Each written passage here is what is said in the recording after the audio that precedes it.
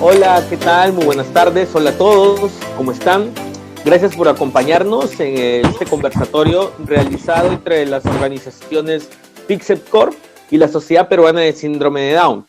Soy Nelson Purizaca, médico representante de Pixep, y hoy me encuentro con Patricia Andrade, coordinadora del área de Ciudadanía y Derecho de la Sociedad Peruana de Síndrome de Down. Buenas tardes, Patricia. Hola, buenas tardes, Nelson. Y hola a todas las personas que están conectadas desde sus casas. El día de hoy vamos a hablar sobre un tema que nos puede parecer lejano para algunos, pero es más común de lo que pensamos y en realidad es algo a lo que probablemente muchos de nosotros lleguemos. Así que el tema es discapacidad, una realidad cercana. Genial, Patricia. Entonces, ya sabemos sobre qué vamos a hablar y creo que es necesario comenzar por los conceptos básicos. ¿Qué entendemos nosotros por discapacidad? Patricia, ¿crees que puedas mencionarnos esto? Mira, en realidad, si le preguntamos a cualquier persona, lo que nos va a decir es que la discapacidad es la falta de funcionamiento a partir que de repente a la persona le falte también alguna estructura orgánica, digamos, no pueda mirar, no pueda escuchar, no pueda moverse. Y básicamente nos quedamos con esa definición, que además tiene que ver con algo malo, digamos, porque además asociamos que es algo malo que le pasa a la persona, ¿no? Y vamos a ver a lo largo de esta conversación que ese concepto es un concepto, digamos que todavía le faltan añadirle algunas cosas más, como por ejemplo el tema de las barreras que enfrentan las personas para poder funcionar. Así que a lo largo de esta conversación vamos a ver un poco el concepto con el que actualmente trabajamos, que es el concepto de Naciones Unidas y que nos dice que la discapacidad es ciertamente el déficit en el funcionamiento de una persona en interacción con las barreras del entorno que limitan su participación y el ejercicio de sus derechos. Claro. Muy bien, Patricia. Y para ir agregando algunas cosas, también existen muchos mitos acerca del origen de la discapacidad. Básicamente, para ir aclarando esto, usualmente podemos clasificar así a rasgos generales el origen en congénito, es decir, las personas nacen con algún tipo de discapacidad, o lo que es el punto de adquirido, en donde durante el transcurso de la vida se presentan algunas situaciones que hacen que una persona tenga mayor riesgo de adquirir una discapacidad, obviamente. Entonces, si nosotros nos ponemos a pensar cómo es a lo largo de nuestra vida, principalmente en la parte de la discapacidad adquirida, vemos que puede ser consecuencia de alguna enfermedad. Creo que todos en algún momento tenemos algún familiar que tiene alguna enfermedad como diabetes o hipertensión arterial, enfermedades que están asociadas con el paso de los años. Y todas estas enfermedades sabemos que en algún momento pueden presentar algún evento, llámese en los diabéticos alguna complicación como el pie diabético que puede llevar a amputaciones, lo que son los desórdenes cerebrovasculares, que están asociados bastante con la edad y con el riesgo cardiovascular. Entonces, nos damos cuenta de que estos pueden pueden originar que conforme vayan pasando los años, nosotros mismos podemos tener algún tipo de afectación en nuestra actividad de vida diaria. Nos damos cuenta, por ejemplo, de las personas que tienen lo que se llaman los DCBs, los derrames, que lo conocen comúnmente, que después tienen dificultad para mover cierta parte de su cuerpo, o incluso las personas que ya van por los 70, 80, 90 años tienen dificultad para moverse, y es ahí quizá cuando es más notoria la discapacidad. Entonces nos damos cuenta de que en realidad, tarde o temprano, todos, absolutamente todos, vamos a tener algún grado de discapacidad. Exacto, exacto. Sí, y bueno, una de las cosas que sucede con esto es que hay muchos mitos que están alrededor de la discapacidad, ¿no? Entonces, creo que una de las principales cuestiones que sucede con las personas con discapacidad y que se está hablando mucho hoy en día es el tema del capacitismo, ¿no? El capacitismo, así como existe el racismo, es esta idea que las personas tienen que demostrar que son capaces para ser valoradas, ¿no? Igual que pasa en el racismo, con el tema de las razas, justamente que hay razas que son más valoradas que otras, y en el caso de las personas con discapacidad, pareciera que todo el tiempo tienen que estar mostrando que son capaces, ¿no? Entonces, y la otra cuestión que sucede es que nos da pena y entonces comenzamos a colocar de repente nombres que son como más suaves, o que pensamos que van a favorecer a las personas con discapacidad, y esto no es así, ¿no? Entonces ahora hablamos, por ejemplo, de personas con habilidades especiales, personas con habilidades diferentes, por esto que te comentaba de tratar de poner por delante las habilidades antes que en la falta de funcionamiento que pueda haber. Y también hablamos, por ejemplo, en el caso de la discapacidad intelectual, de los angelitos, de los niños eternos, y creo que son cuestiones que a la larga no favorecen y que justamente no ponen el acento en aquellas cosas que son importantes, ¿no? Claro, porque impiden un poco la visibilidad de todas las personas con discapacidad, y es como, a veces puede parecer como un justificante para evitarle que puedan acceder a ciertos derechos. Entonces, sí, creo que coincidimos bastante en que se deben que llamar por su nombre, valga la redundancia, ¿no? Son personas con algún tipo de discapacidad, pero que los derechos no dependen de de qué tanta capacidad tiene una persona, de qué tanto puede producir, de qué tantas habilidades tengan, sino por el simple hecho de ser personas, mantienen estos derechos y se les debe asegurar el acceso a esos derechos.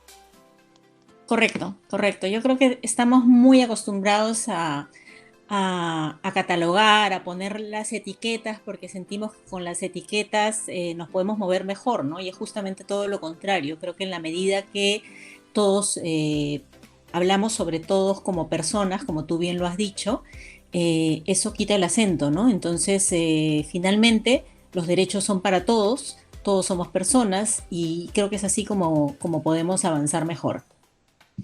Claro, y ya hablando, profundizando ahora sí un poco más, creo que esto parte ya desde el punto de vista médico, parte por la visión cómo se enseña o cómo se enfoca la discapacidad desde el punto de vista solamente médico. Primero, no existe como un enfoque en las escuelas de medicina, y creo que en realidad para todas las carreras, no un enfoque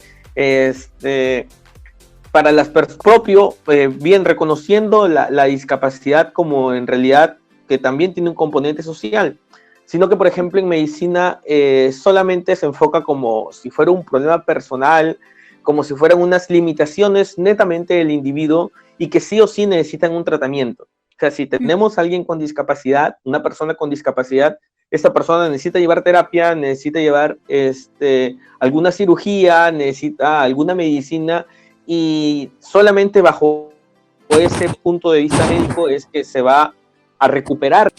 Hablamos Sí, del componente social, del entorno.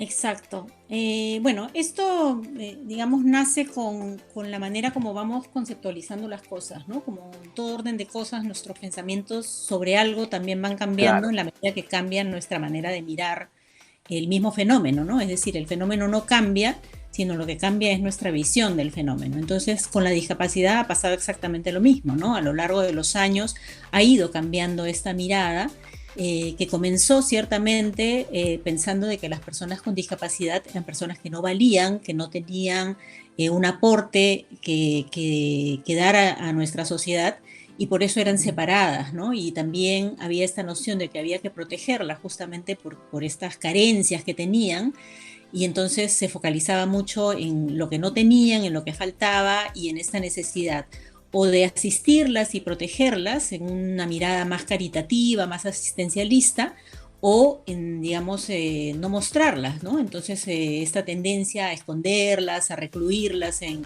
hospitales o en centros, es una cosa que, bueno, incluso hasta hoy en día se puede ver todavía, ¿no? Luego esa mirada evoluciona un poco con justamente lo que tú comentas, con el enfoque médico que ya comienza a ver el tema de la salud y la enfermedad y la posibilidad ciertamente de habilitar o rehabilitar algunas funciones. Y entonces ese enfoque, que si bien es cierto, tiene que ver con que potenciemos al máximo de repente nuestras capacidades, la idea es generar este balance para que no nos focalicemos justamente en el desarrollo de las capacidades, sino que también miremos que hay un componente más allá, y ahí es donde entra el modelo médico, el modelo social, perdón, que es este otro componente que tiene que ver con el entorno y con las barreras que tienen las personas con esta limitación en su funcionamiento propio del déficit, que se ven extralimitadas por estas barreras en el entorno, ¿no? Siempre ponemos el ejemplo de la persona con discapacidad motora, que cuando tiene que, no sé, ir a un banco, por ejemplo, a cobrar una pensión, y se encuentra con una escalera o con una grada y no puede acceder a su derecho, es ahí donde encuentra la limitación para poder participar, ¿no? Entonces el enfoque social lo que nos da es este otro elemento en el que sí podemos también trabajar, o sea, no es solo la persona que trabaja con habilitarse o con rehabilitarse, sino que es la sociedad que tiene también que derribar estas barreras y que pensar en qué apoyos necesitan estas personas para poder también ejercer sus derechos. Claro, es importante lo que dices porque es necesario resaltar que no son modelos contrapuestos, sino que son complementarios. O sea, es imposible también negar que mucho de lo que tiene que ver con discapacidad puede tener un componente biológico, ¿sí? Por X motivos, ¿no? Desde el punto desde los tipos congénitos hasta las amputaciones por accidentes o las secuelas de algunas enfermedades, etcétera. Pero tan importante como eso es el punto de vista social, el entorno. Entonces, como dices, cada vez vamos ampliando más la visión de cómo vemos las cosas, vamos entendiendo lo mejor, y creo que ese es un cambio positivo como sociedad que debemos tener. Es un proceso, nunca se va a detener, pero tenemos que seguir luchando, tenemos que seguir abriendo caminos y mostrar todo esto a la gente que ve la discapacidad o a las personas que, me incluyo, antes veíamos a la discapacidad como algo muy lejano y que en realidad está más cerca de lo que creemos. Exacto. Sí, y bueno, mirando esto del tema de vista jurídico, ¿no? De cómo en realidad todo se va concatenando, porque por un lado tenemos a las personas con discapacidad que han sido vistas, como te decía, como personas de menor valor, y entonces eso ha llevado a pensar de que no deberían o no merecen los mismos derechos que tienen o que gozan las otras personas, ¿no? Entonces es en este entendimiento que finalmente todos somos personas y que todos tenemos los mismos derechos, que comenzamos a trabajar ya con los derechos propios de las personas con discapacidad que justamente les han sido negados a lo largo del tiempo, ¿no? Y entonces hoy por hoy tenemos personas con discapacidad que tienen que estar luchando por entrar a la misma escuela donde estudian sus hermanos o donde les tocaría estudiar por cercanía, porque resulta que no tienen acceso a esa educación, sino se trata de que vayan a otro tipo de escuela que sea solo para personas con discapacidad, ¿no? Entonces estas son las cosas en las que estamos trabajando hoy en día para que tengan derecho a una educación de calidad, para que tengan derecho al empleo, para que tengan derecho a la salud, ¿no? A la accesibilidad en la calle, y para que puedan... para que se pueda ir derribando esta barrera tan importante que es la barrera actitudinal, que tiene que ver con esta mirada que tenemos y que construimos lamentablemente desde que estamos muy pequeños, no nos forman para algo distinto, ¿no? Y creo que también eso se puede trabajar desde la formación en las facultades que van a tener que ver o que van a tener que relacionarse con personas con discapacidad. Sí, muy bien, Patricia. Una consulta, quítame una duda. Y a nivel de Perú o a nivel de Latinoamérica, ¿qué leyes, convenciones, acuerdos ratifican o defienden o protegen el término correcto, a las personas con discapacidad. ¿Existen? Sí, sí, claro que sí, claro que sí.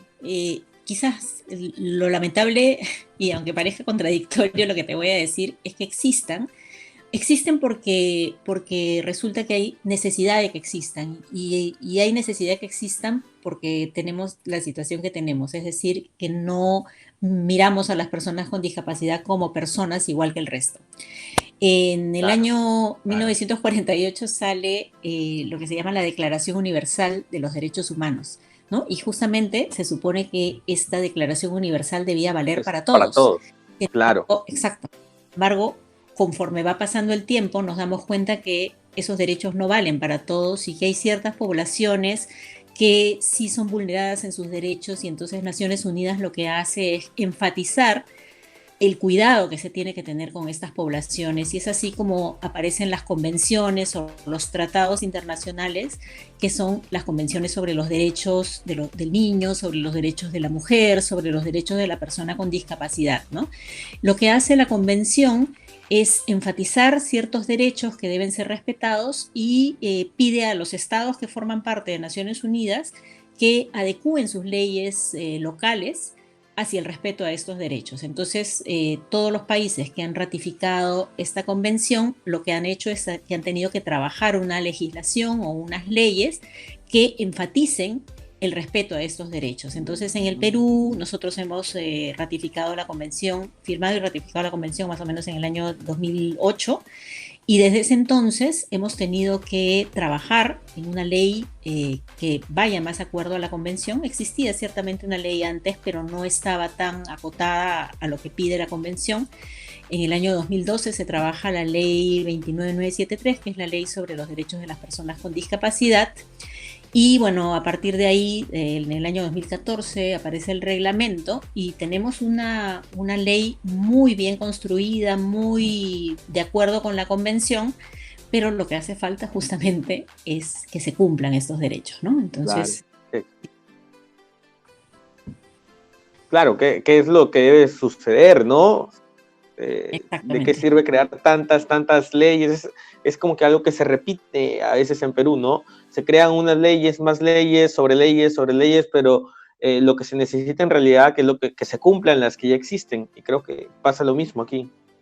Exacto, y mira, como te decía, una de las cuestiones que se trabaja en la ley o que se promueve, digamos, desde la ley, es justamente la formación de futuros profesionales en el tema de discapacidad, ¿no? Creo que sería muy importante que las facultades de educación formaran a sus futuros Claro. docentes para tener esta mirada inclusiva, que los psicólogos tuviesen también esta formación, que los arquitectos, que son los que finalmente diseñan las ciudades, piensen en ciudades que puedan ser accesibles para todos, que los médicos también tengan esta mirada, ciertamente de habilitación o rehabilitación de la salud, pero también se piense en las necesidades de apoyos.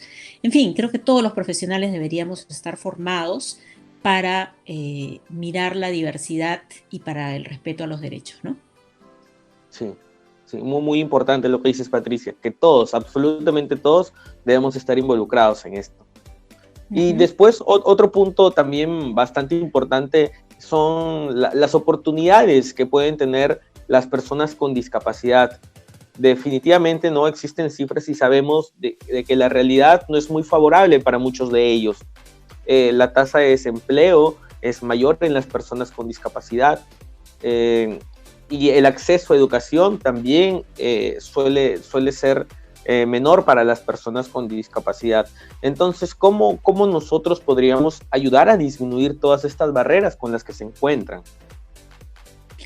Mira, yo creo que todo pasa por el cambio en la mirada, ¿no? Por eso es que te decía que la barrera actitudinal quizás es la más difícil, porque en realidad no nos damos cuenta cómo nos van formando en relación a la discapacidad. Creo que hoy día comentaba, por ejemplo, que había visto un video de un niño que presentaba el baile que iba a tener con una persona con síndrome Down y era un niño de, digamos, unos 10 años, iba a bailar con una persona evidentemente adulta y comenta que va a bailar con su sobrinita, ¿no? Y se refiere a ella como una niña. Entonces me dejó muy marcado pensar que en realidad estas son construcciones que las vamos teniendo desde que que somos niños, tenemos. de los que vamos escuchando, lo que vamos viendo, cuando vemos que una persona le da una moneda a una persona con discapacidad visual que está cantando en la calle. Entonces hay una serie de cuestiones que alimentan esta visión que vamos construyendo de la discapacidad. Así que yo creo que es bien importante pensar justamente en las barreras también que tienen que enfrentar las personas con discapacidad para poder ejercer sus derechos y para poder participar. Y justamente esta igualdad de oportunidades tiene que ver con pensar en ellos también como personas que necesitan educarse, que necesitan trabajar, que necesitan moverse por la ciudad, es decir, como decía hace un momento, que necesitan ejercer los mismos derechos que nosotros los damos por sentados y que para ellos es una lucha permanente, porque justamente tienen que estar todo el tiempo luchando porque de repente no pueden acceder a la información porque la información está dada solamente para personas que pueden ver o que pueden escuchar, Claro. o los espacios están dados para personas que se pueden mover, y en el caso de las personas con discapacidad intelectual, las cuestiones están dadas para personas que pueden procesar la información a una determinada velocidad y de una determinada manera, ¿no? Entonces, si no Claro. abrimos, no nos abrimos a pensar de que las oportunidades tienen que ser para todos, no vamos a trabajar sobre esas barreras justamente que hacen más difícil para ellos la participación. Sí, definitivamente, definitivamente. Entonces, ya para ver qué opciones podemos ofrecerles a todas estas personas con discapacidad para para disminuir estas barreras, te comento un poco lo que nosotros hacemos como Pixel. Entonces, nosotros en Pixel trabajamos mucho con personas con discapacidad física, con alguna diferencia anatómica debido a, puede ser congénito o debido a algún accidente adquirido, ¿no? Ujú. Entonces, lo que tenemos en Pixel es la forma de visión que tienen ustedes, similar. Nosotros, si bien hacemos lo que son prótesis en 3D, creemos que no es suficiente, no es suficiente y no es tampoco nuestro objetivo que las prótesis sustituyan alguna diferencia anatómica que ellos tengan. Es simplemente una herramienta.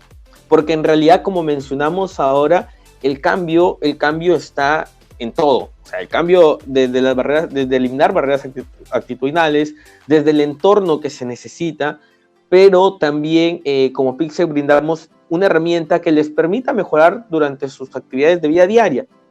Entonces, les ayuda a mejorar a distintos niveles, como los aspectos psicológicos, el rendimiento en algunas cosas de sus actividades. Sin embargo, somos y estamos totalmente convencidos de que esa no es la solución definitiva. La solución definitiva es mejorar como sociedad. Y creo que poco a poco, abriendo más espacios como generando distinto contenido, fortaleciendo lazos con todas las personas involucradas en el tema de la discapacidad, creo que podemos hacer mucho. Cuéntame, ¿cómo manejan todo esto en la sociedad peruana de síndrome de Down?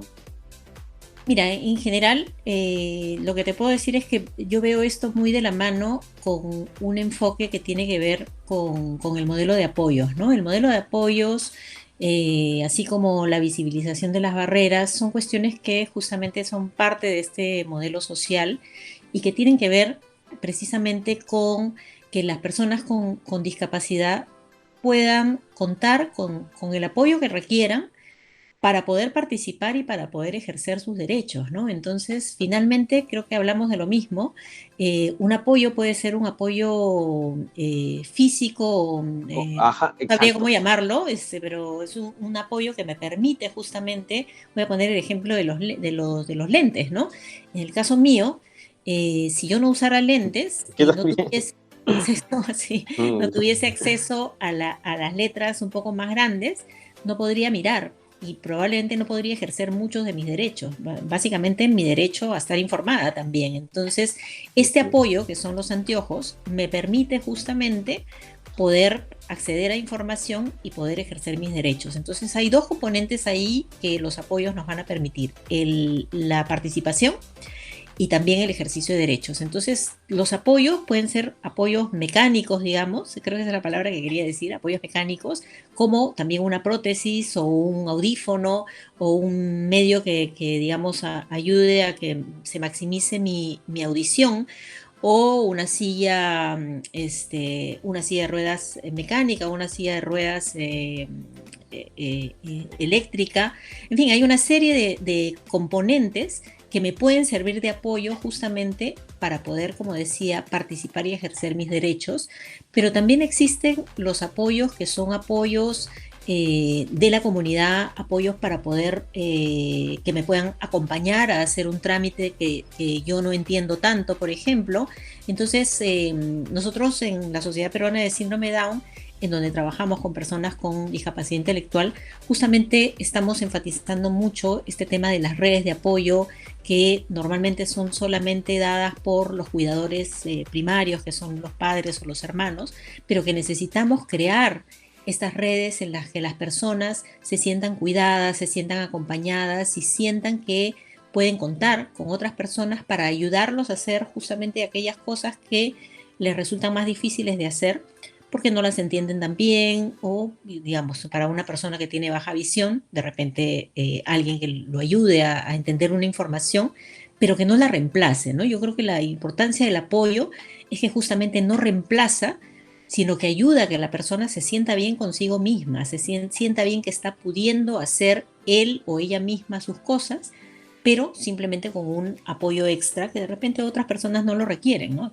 Y por eso es importante que los apoyos estén dados o estén solicitados justamente por la propia persona. Es la propia persona la que sabe lo que necesita, ¿no? Entonces, si una persona con discapacidad visual, por ejemplo, se sabe mover muy bien con su bastón, sabe entender las señales que hay en la pista, sabe entender la señal audible de un semáforo y puede cruzar la pista sola y no requiere ayuda extra, ¿no? A veces muchas personas se acercan y los hacen cruzar sin que la persona lo haya requerido, porque cada persona ha ido desarrollando también sus propias habilidades y cada uno debería poder decir qué tipo de apoyos necesita, ¿no? Claro, genial, genial, Patricia. Muchas gracias por todo lo que nos comentas. Creo que es bastante valioso todo lo que estamos conversando en este momento. No sé si quieras adicionar algo más, si quieras comentarnos algo de tu experiencia o algo que creas que debemos resaltar en esta oportunidad. No, yo había pensado un poco en las cosas, digamos, que con más frecuencia nos preguntan, ¿no? Y me he quedado pensando mucho en este tema de cuánto las personas con discapacidad tienen que estar mostrando todo el tiempo sus capacidades, ¿no? Yo creo que estamos también en un proceso de ver las cosas distintas. Yo creo que, como siempre digo, al final del túnel, cuando veamos la luz al final del túnel, será un mundo en el que no hayan diferencias entre unos y otros porque tengan o no tengan diferencias estructurales, anatómicas, ¿no? Pero eso es al final, digamos, ese es el ideal. En este proceso, lo que estamos haciendo es tratar de entender la diversidad, tratar de valorarnos todos a pesar de que somos distintos, tratar de entender de que todos tenemos los mismos derechos, y creo que a nosotros nos ha tocado vivir ese momento, ¿no? Vivir el momento en el que tratamos con el rechazo que hay, tratamos con esta mirada todavía asistencialista, y bueno, en la medida que nos toca trabajar en este momento, pues ese es nuestro discurso, ¿no? Ojalá en algún momento vivamos otro tipo de sociedad en el que no hablemos ya de inclusión, porque no sea necesario hablar de escuelas inclusivas, sino simplemente hablemos de la escuela, porque es una escuela que recibe a todas las personas, ¿no? Entonces eso es lo que quería de repente comentar. Genial, Patricia. Muchas gracias a todos los que se conectaron, a todos los que nos han escuchado. Esperamos compartir más adelante con ustedes el tema de discapacidad. Da para hablar horas, días tras días, semanas tras semanas. No solamente hablar, sino también nos obliga a tomar acciones para poder mejorar todo este aspecto en nuestra sociedad. Así que muchas gracias nuevamente a nombre de Pixelcore y de la Sociedad Peruana del Síndrome de Down. Nos vemos.